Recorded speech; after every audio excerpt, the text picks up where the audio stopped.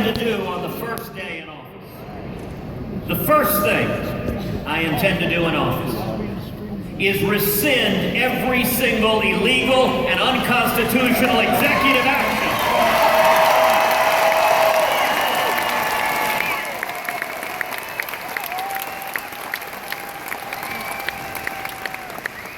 President Obama likes to say he's got a phone and he's got a pen.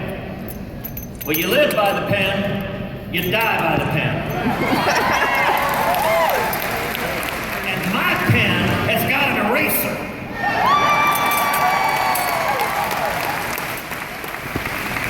But sadly, the corruption has not been limited to the White House. The entire administration. This Department of Justice is the most partisan and lawless Department of Justice we have ever seen.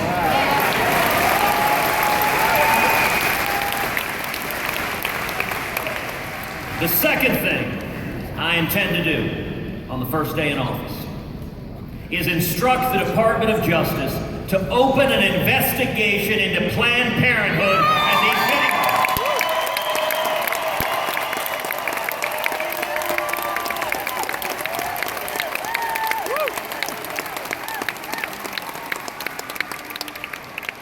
and the prosecute any and all criminal violations by that organization.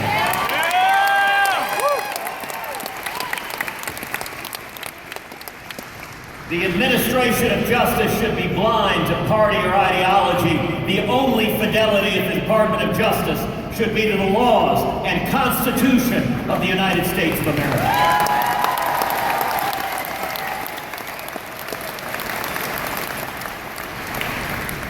The third thing I intend to do on the first day in office is instruct the Department of Justice and the IRS and every other federal agency that the persecution of religious liberty ends today.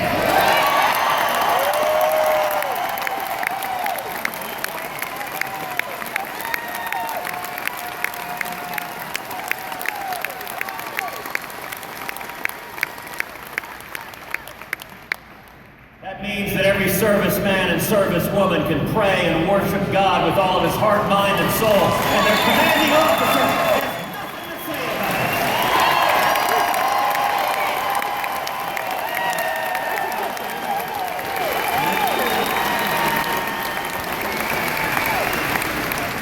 it. That means in January of 2017, the federal government stopped persecuting heroic groups like the Little Sisters of the Poor.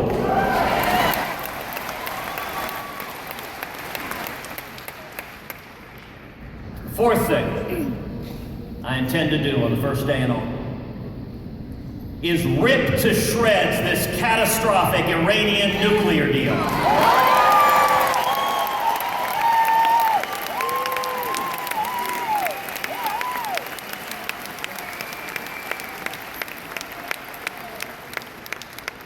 The single greatest national security threat facing America is the threat of a nuclear Iran.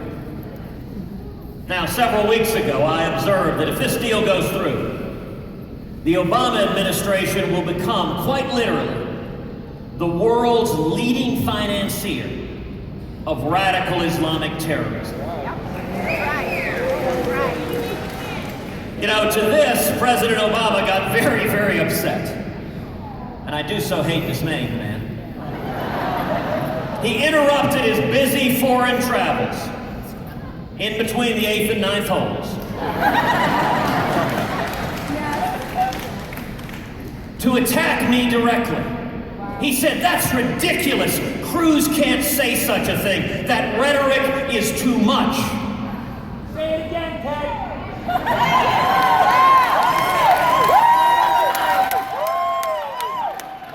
Let me give you a very, very simple principle.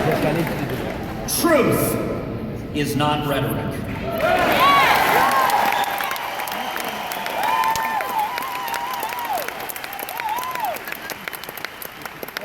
the entire course of his attack, President Obama didn't try to actually refute the substance of what I said.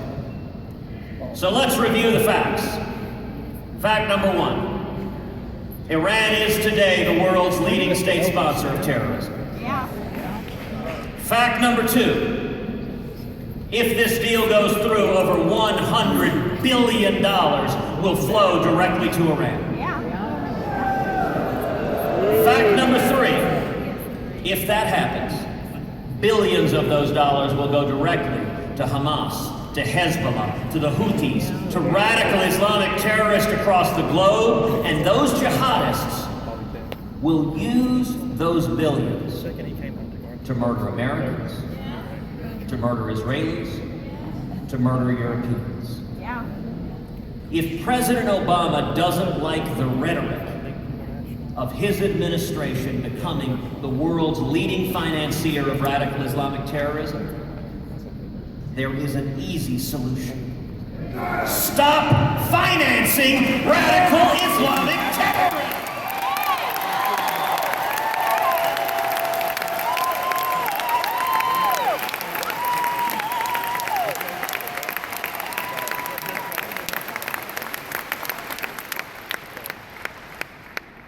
The fifth thing I intend to do on my first day in office is begin the process of moving the United States Embassy in Israel to Jerusalem, the once and eternal capital of Israel.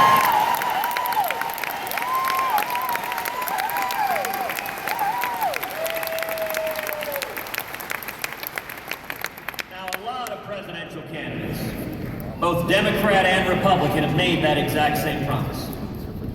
And yet, inevitably, when they end up in their White House, their team comes to them and says, you know, if we do that, other folks in the Middle East will be pretty unhappy with us. Well, if you hadn't noticed, they're already pretty unhappy with us. And I'll tell you the single biggest difference between me and those other fine gentlemen standing on that debate stage in Cleveland. With me, when I tell you I'm going to do something, I'm going to do exactly what I said I would do.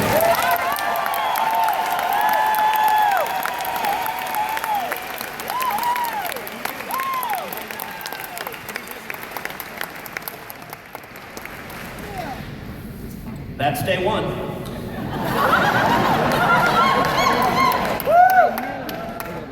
There are 365 days in a year.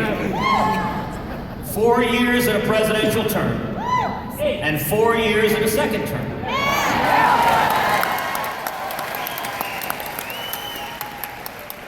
By the end of 8 years, there are going to be a whole lot of newspaper editors and reporters and journalists who've checked themselves into therapy.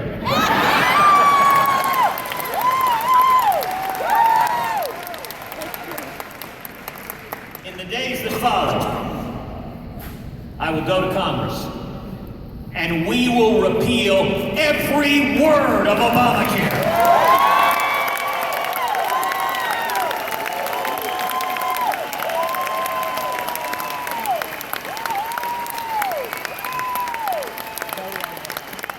We're going to make health insurance personal and portable and affordable, and we're going to keep government from getting in between us and our doctors.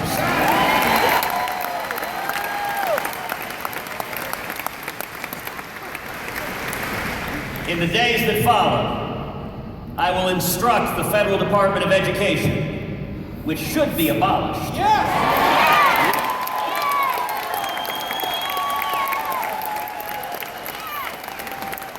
I will instruct the Department of Education that Common Core ends today.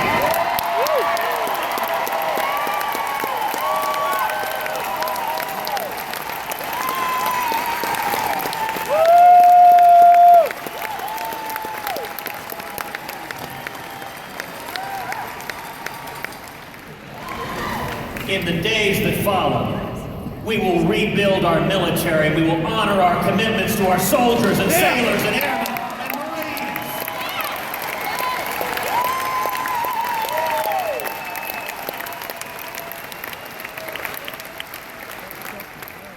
And we will allow our servicemen and women to exercise their right to keep and bear arms.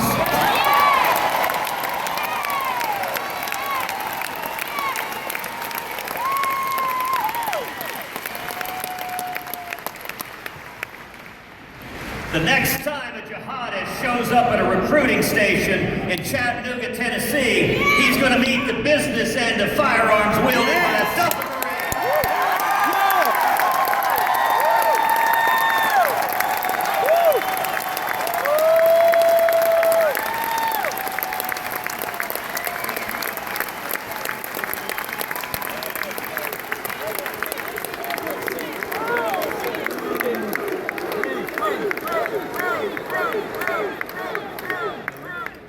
Let me say, just today in Europe, a jihadist showed up with a Kalashnikov and 3 unarmed U.S. Marines took him down!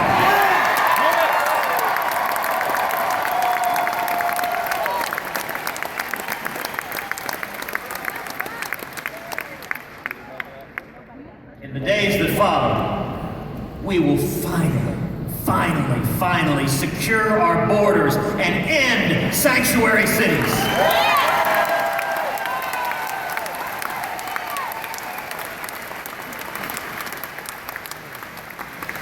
And stop the indefensible practice of this administration of releasing violent, criminal, illegal aliens, and we're going to pass Kate's Law.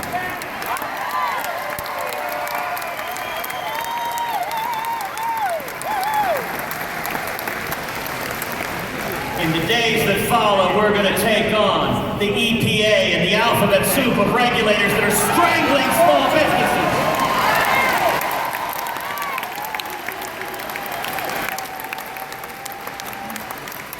And we're going to unleash an economic boom to lift every American.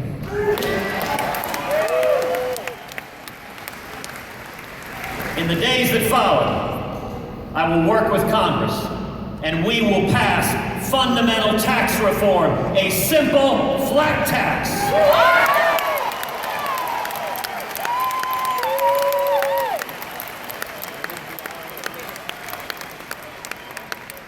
Where every American can fill out his or her taxes on a postcard. And when we do that, we should abolish the IRS.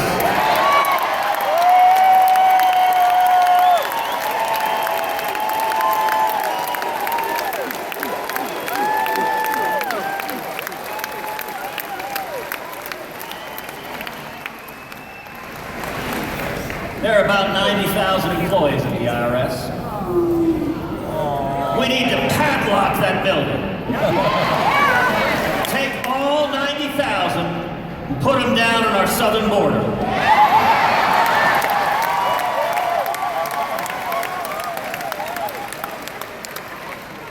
Now, to our friends in the media, I say that somewhat tongue-in-cheek. But if you think about it, sir, imagine you had traveled thousands of miles in the blazing sun. You're swimming across the Rio Grande. And the first thing you see is 90,000 IRS agents. You turn around and go home too.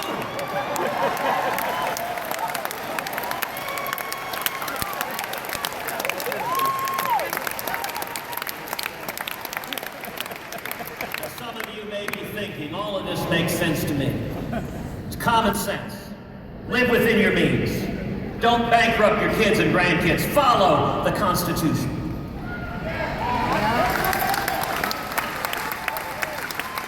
But can it be done? Yes. Can we do it? You know, Scripture tells us there is nothing new under the sun.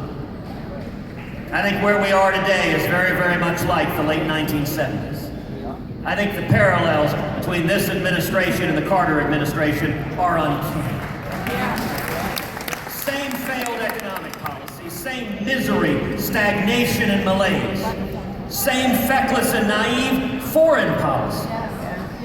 In fact, the exact same countries, Russia and Iran, openly laughing at and mocking the President of the United States. Now, why is it that that analogy gives me so much hope and optimism? Reagan! Because we know how that story ended. All all across this country, millions of men and women rose up and became the Reagan Revolution.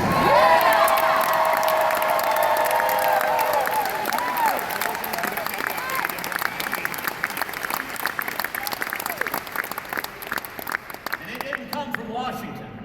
No, it didn't. Washington despised Ronald Reagan. By the way, if you see a candidate who Washington embraces, run and hide. It came from the American people and it turned this country around. Yes. The reason I'm so optimistic is the same thing is happening all over again. The reason I'm so optimistic, look to your left and look to your right. That's why I'm optimistic. The men and women gathered here, this is a grassroots army that is turning this country around.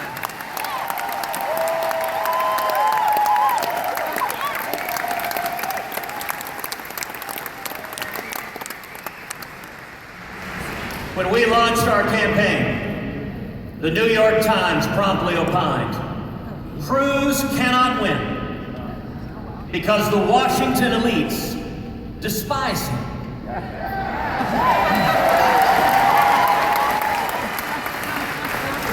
I kind of thought that was the whole point of the campaign.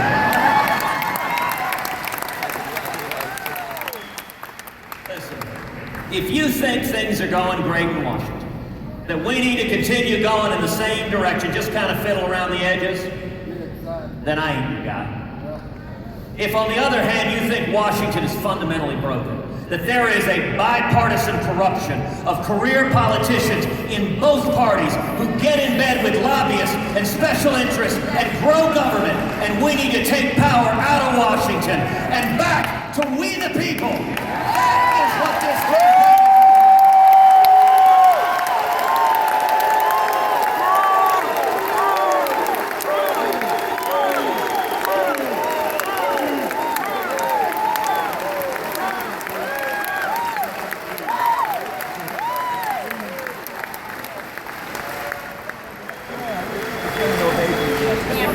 Every one of you here, I ask you to join us.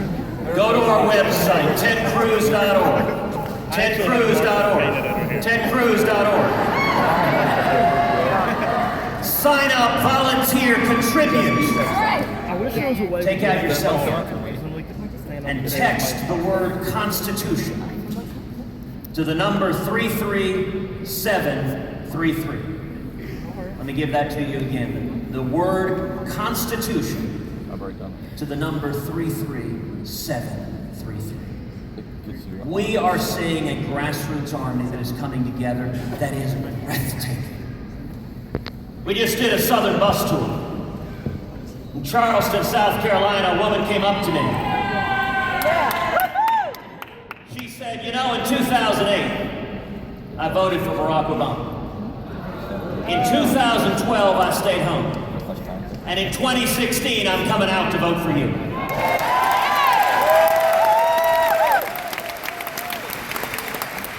In Tulsa, Oklahoma, a man came up to me, a working man, calluses on his hand, grease on his shirt, and he looked at me, he said, you know, I've been a registered Democrat my entire life. He said, this morning I went to the county clerk's office and registered as a Republican to vote for you.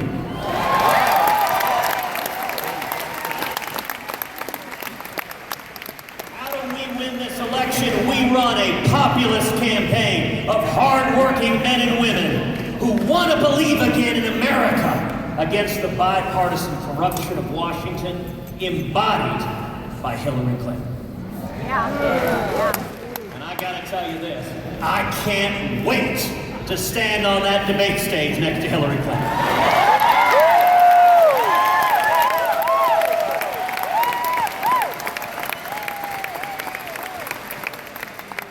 As many of y'all know, 58 years ago, my father fled Cuba, where he was imprisoned, where he was tortured. He came to America seeking freedom with nothing, $100 in his underwear, washing dishes, making 50 cents an hour. He paid his way through school. He started a small business. Today, my dad is a pastor. He travels the country preaching the gospel.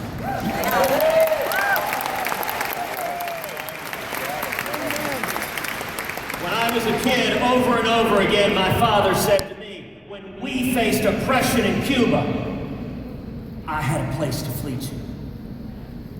If we lose our freedom here, where do we go? That is why all of us are here today. Right. Yeah. Because we are not prepared to go quietly into the night. We are not willing to give up on our children and grandchildren. We will stand and fight for freedom. We will stand and fight for the Constitution. And mark my words, together the American people are waking up. Thanks to the hard work of every person gathered here, we are lighting a fire, and together we will restore that shining city on a hill that is the United